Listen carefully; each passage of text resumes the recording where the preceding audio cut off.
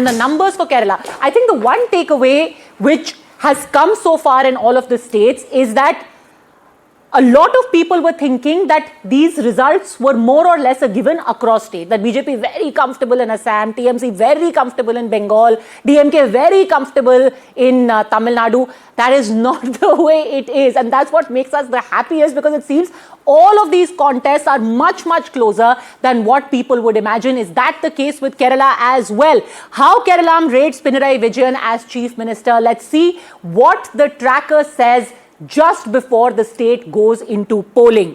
31.2% think of him as good, and a whopping 49.3% think of him as poor, 16.4% average. Does Kerala want continuity or change? Angry and want change, 51.8%. 20% do not want change. 23% are not angry. Who do they want as their next chief minister? Pinarayi Vijayan, 24%. VD Satishan at 26.8%. Shashi Tharoor at 11.9%. And Rajiv Chandrasekhar at 9.2%. And finally, the critical issues that matter in the state. Unemployment, again, here is right at the top, along with corruption at 25.4% and price rise and inflation at 18.2%. Next Chief Minister, Pinarayi Vijayan, 24%, VD Satishan, 26.8%. Yashwant Deshmukh, if we are saying that 50% of the people want a change, then Kerala not as close as the other states. Is that what you're saying? Well, that's what it looks like. I mean, as I was mentioning to you the other day, I'm very confident at this data. What I am not confident about how Congress is going to prove me wrong.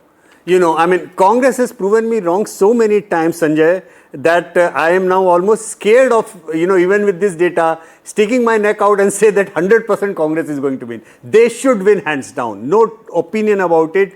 No two opinion about it. But it's only up to the Congress to basically, self-sabotage. Whatever. I think that's the word you're looking for, Sanjay Jha. Yeah. One state, actually look at this election, barring Assam, all the other three states are non-BJP states. This really is INDIA's election.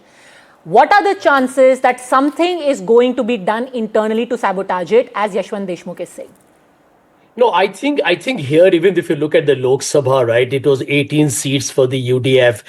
It is an election that, despite Congress's skilled expertise in a kamikaze mission, they will not succeed, because I think the people do want a clear and a decisive alternative, and it's going to emerge. But the last time, let's not forget, I mean, the CPM did buck the trend, a hat-trick impossible. I don't think they have performed so well, to be very frank. And I think there is an opportunity here for the Congress to get its boots back in the southern part of India, which has always been a bastion, is relied on even during the good old times of Andhra and Telangana when it was a united state. So I do believe, bottom line, the Congress will see a resurrection in Kerala, which is why for a long time you found a lot of personality clashes within the Congress, because they saw an opportunity to become a chief minister, whether it was going to be Mr. Ramesh Chennithala, whether it was going to be KC Venugopal. I don't know why you don't have KC's name as a potential CM candidate. No, we have the name. Sanjay, one question for you. Sanjay bhai, the name is there. The problem is that we don't show the names which don't add up to even one person. Okay. That's the problem. Have you done a poll for Puducherry? We have done, but that's a very small state, so we don't stick our neck out. But Sanjay, it's very rare and nice change in that way. Sometimes that me and Sanjay will agree on certain things. And I love that. I love the honesty where he's like, even if Congress tries to do a kamikaze mission, there is so much anti-incumbency that even our self-sabotage is not going to work. इसको कहते हैं असली लोगों का प्यार कि हम कोशिश करके हार नहीं पा रहे हैं. Why, Sanjay Jha? Anil Antony, what do you make of this? Look, such is the love that Congress and UDF is enjoying this time around. And look, everyone's come on board with the Sabarimala issue also. This is real Ram Rajya. Everybody is now for Astha. Everybody is for Hindu faith and devotion. The beauty of elections. Anil Antony. Padmaja, I'll tell you what happens. I mean, we all know it, right? When you start winning, that's a momentum. When you start losing, you just get demoralized even in the face of a victory, which is what I think is making Yashwant occasionally very nervous with trepidation in putting his neck out, because there is a historical, shall we say, empirical evidence of Congress missing the bus when it is right there at the bus stop without anybody else to board. Absolutely. So I think these are challenges that the Congress needs to overcome. Let's start building up that momentum. If you're saying saying a win, gets you the momentum. Let's get that momentum going, because since 2014, you have had 56 losses, 7 alliance wins and only 9 wins. That is what the Congress's track record is since the 2014 Lok Sabha elections. In fact, we've got the left government's U-turn on Sabarimala, which I was just mentioning. Kerala BJP chief Rajiv Chandrasekhar has slammed both the parties, CPM and Congress, and said the left government tried altering the tradition in Sabarimala. Congress supported the CPM on the issue. But like I was saying, this is the beauty of elections, Anil Antony. Everyone now, wants women out of Sabarimala. Women of a certain age, of course. Thank you.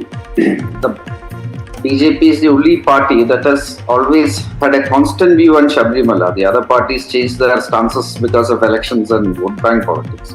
And I was listening to the conversation, and I want to make one thing it is fairly obvious. It is just because the Congress won, how the UDF won 18 seats in Lok Sabha doesn't mean that they are going to come back again. I'm just going back to the last Lok Sabha elections, where again the UDF had 19 seats. The left had only one. BJP didn't have a seat also last time. Yet 18 months later, the Congress had their worst ever performance in the assembly election. The left came back. The reality of the state right now is, yes, the left is very unpopular after 10 years. The Congress, but unlike in the past, there is no guarantee that they are going to sweep or they are going to come back, etc. The BJP is a very solid factor there. Just 6 months back in the local body elections, for the first time in the state's history, the party won a corporation, including the capital city. There are 14 assembly constituencies, where every constituency the BJP is a factor there. From Kasaragod to Trivandrum, every district, almost 10 of the districts, the party has possibilities to win seats.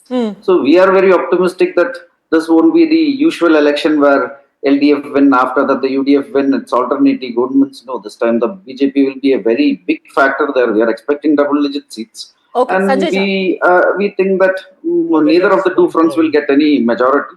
The left is unpopular. The Congress BJP is going to be kingmaker. Who will you make the king then? If that's what you're suggesting, that neither side is going to get a majority and you will be in a commanding position, who will you make king?